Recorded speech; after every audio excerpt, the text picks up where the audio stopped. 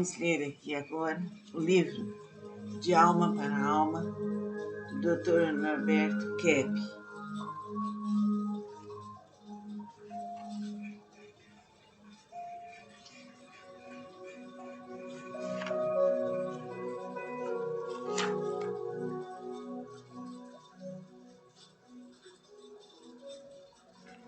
Vamos falar sobre o neurótico. O neurótico é o indivíduo que tem medo de se conhecer intimamente. A famosa frase socrática, conhece-te a ti mesmo, encontra enorme resistência nele. Assim sendo, ele procura, quando ainda tem um pouco de boa vontade, entender e jamais ser. No tratamento analítico, às vezes, conhece todo o método e teoria, e não sabe se modificar. O mundo precisa mudar. Ele não. Intelectualiza tudo. E o seu sistema emotivo permanece o mesmo. Nas psicoterapias de grupo, consegue analisar quase com perfeição os males e as suas causas, mas nos outros, não em si mesmo. Dá conselhos excelentes, mas quando é chegada a sua vez, volta-se agressivamente e repele com violência qualquer esclarecimento sobre sua conduta patológica. O Sr. J.M. veio à análise com excelentes conhecimentos, sabia julgar muito bem uma situação patológica e todos os participantes lhe davam valor. Porém, no dia em que o analista mostrou-lhe a fuga que fazia pelo mecanismo de racionalização, reagiu violentamente e faltou em várias sessões. Igor A. Caruso, psicanalista vienense, fala muito sobre a tendência que o neurótico possui em procurar sempre um bode expiatório para lançar a culpa de seus problemas. É realmente um dos pontos mais significativos da personalidade desse doente. Como o seu eu é a coisa mais importante do mundo e a sua perfeição não pode ser maculada, ele tem que atribuir aos outros todas as causas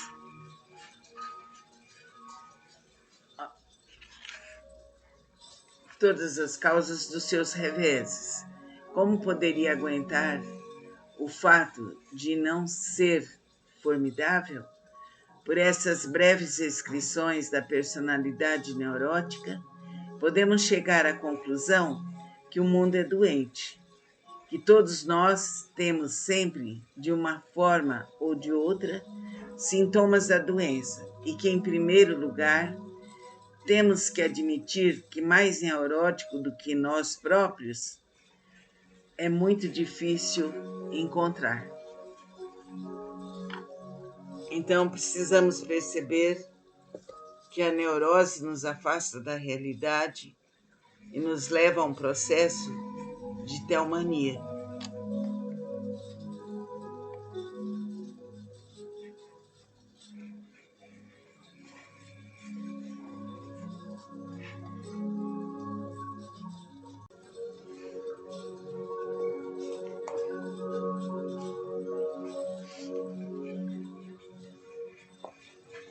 Vamos ler aqui agora o livro De Alma para Alma, do Dr. Norberto Kepp.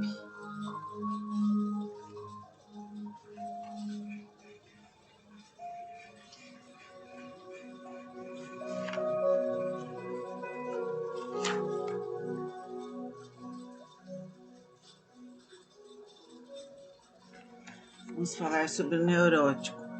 O neurótico é o indivíduo que tem medo de se conhecer intimamente. A famosa frase socrática, conhece-te a ti mesmo, encontra enorme resistência nele. Assim sendo, ele procura, quando ainda tem um pouco de boa vontade, entender e jamais ser. No tratamento analítico, às vezes, conhece todo o método e teoria e não sabe se modificar. O mundo precisa mudar. Ele não. Intelectualiza tudo e o seu sistema emotivo permanece o mesmo. Nas psicoterapias de grupo, consegue analisar quase com perfeição os males e as suas causas, mas nos outros, não em si mesmo. Dá conselhos excelentes, mas quando é chegada a sua vez, volta-se agressivamente e repele com violência qualquer esclarecimento sobre sua conduta patológica. O Sr. J.M. veio à análise com excelentes conhecimentos, sabia julgar muito bem uma situação patológica e todos os participantes lhe davam valor.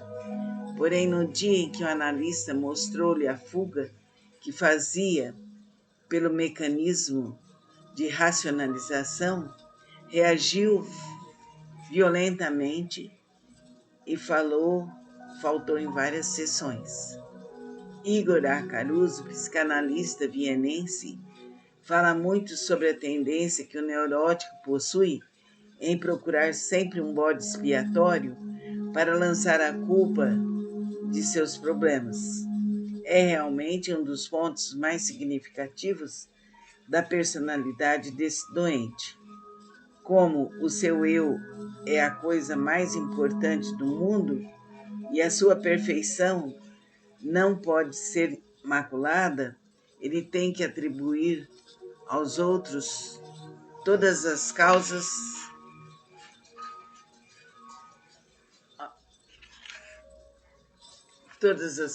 dos seus reveses. Como poderia aguentar o fato de não ser formidável?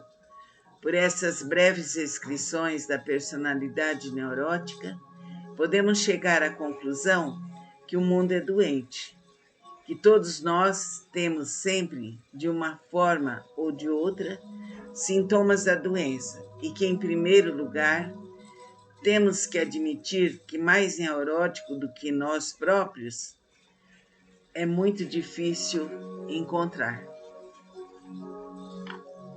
Então, precisamos perceber que a neurose nos afasta da realidade e nos leva a um processo de teomania.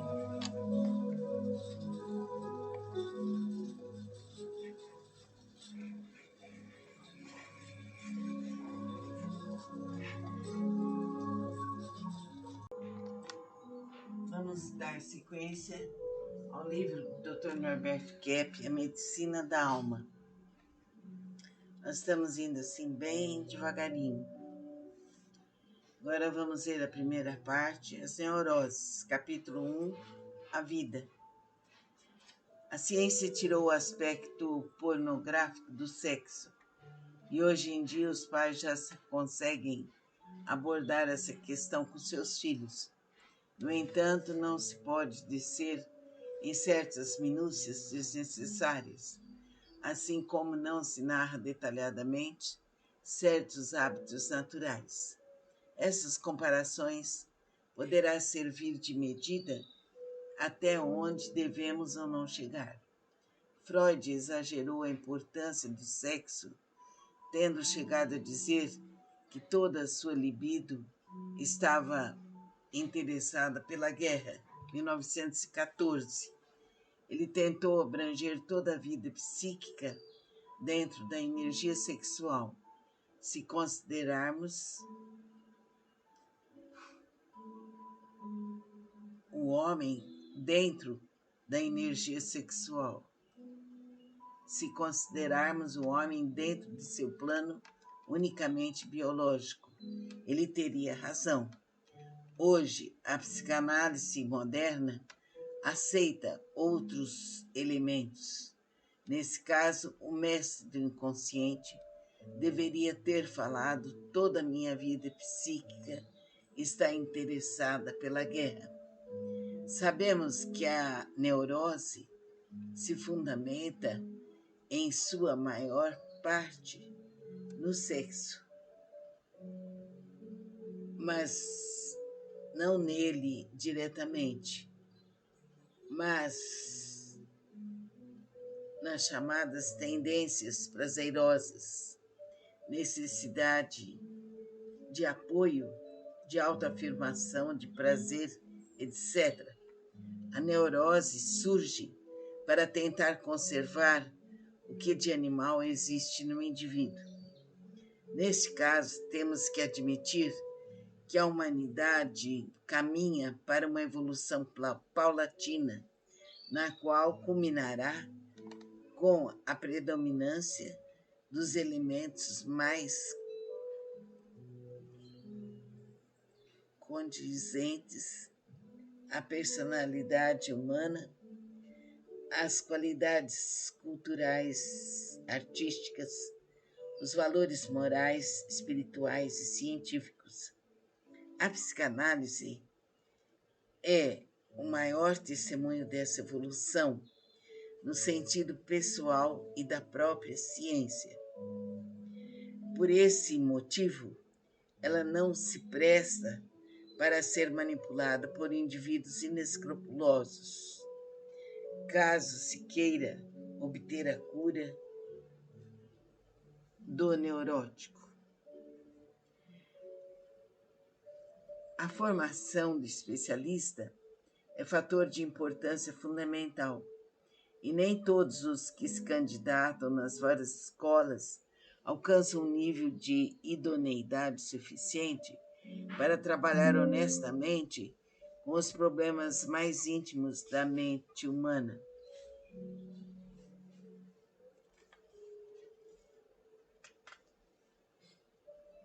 90% das profissões existentes nesse nosso planeta são destinadas a cultivar os elementos neuróticos que temos, desde médico, dentista, assistente social, economista, psicólogo, advogado, diplomata, negociante, etc., etc., até as caracteristicamente agressivas, estrategista, militar, espionagem e outras.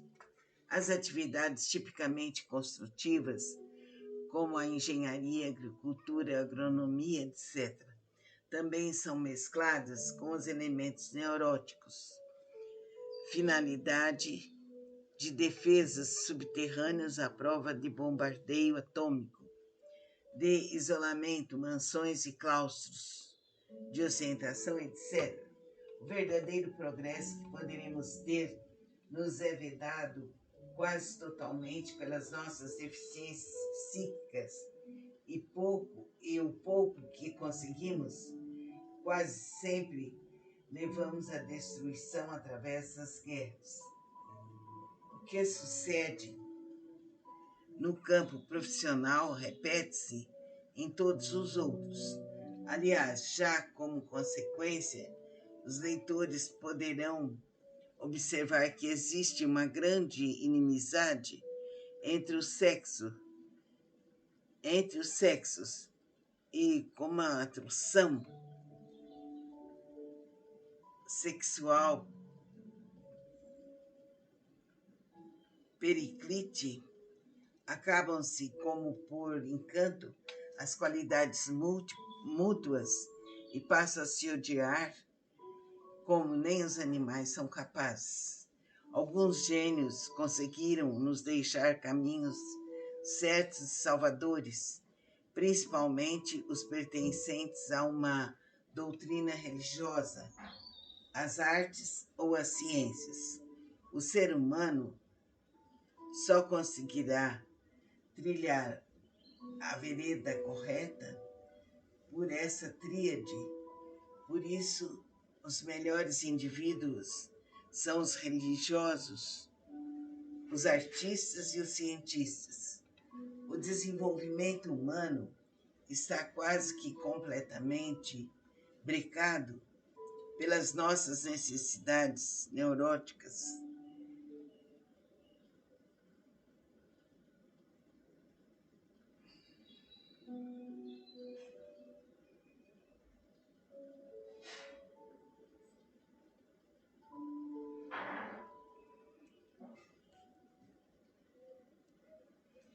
E isso constitui talvez o motivo principal de nossa infelicidade no viver. Temos todos os impulsos mais legítimos bloqueados, e cada vez que não conseguimos realizar nossos anseios, caímos em depressão.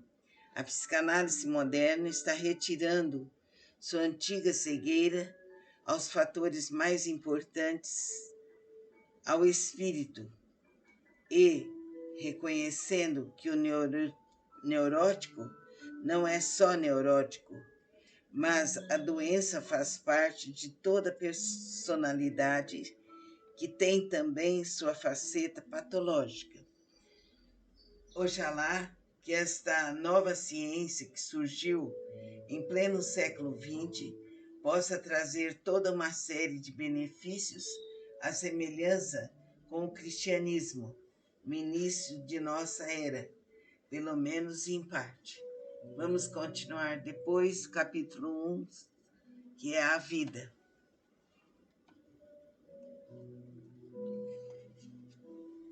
Vamos refletir vagarosamente nessa leitura, porque é importante.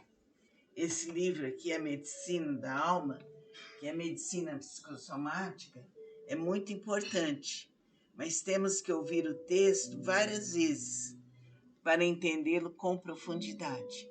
Fica com Deus. Namastê. Hoje vamos dar continuidade ao livro do Dr. Norberto Kepp, A Medicina da Alma, Medicina Psicossomática.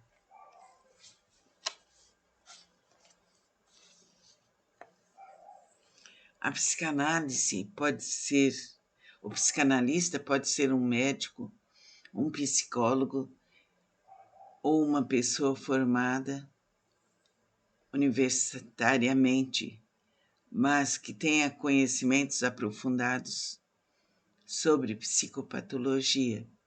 Qualquer profissional que não satisfaça essa exigência está fadado ao insucesso. Fato muito importante é que o povo tende a ver no psiquiatra o profissional encarregado da cura de todos os males psíquicos, ignorando que, sem formação adequada, ele próprio é um leigo como qualquer outro. Quando se trata de psicanálise, ele é entendido em doenças mentais, em males cerebrais orgânicos e não nas neuroses, que são doenças espirituais, portanto, da alma. Aliás, justamente nesse domínio é que o homem é exigido de modo integral, ou melhor, ele tem que possuir capacidade de se dedicar inteiramente ao estudo de uma nova ciência que, por estar no seu início, ainda se presta para tantas opiniões contraditórias e teorias. Ele tem que viver só em função desse trabalho, caso queira obter sucesso. E o que esta ciência está descobrindo? O seu iniciador, no seu sentido estrito, foi Sigmund Freud, que permaneceu mais no terreno específico das neuroses. Em seus escritos, deixou entrever um desenvolvimento da psicanálise em outros setores, no campo da educação, das doenças mentais, etc. Porém, somente com Franz Alexander, fundador do Instituto de Psicanálise de Chicago, é que ela ingressou definitivamente no domínio também das outras doenças. Alexander e seus colaboradores forneceram valiosa contribuição às seguintes doenças: nas enfermidades do aparelho digestivo, nos transtornos respiratórios, cardiovasculares, metabólicos e endócrinos, articulares e do esqueleto muscular,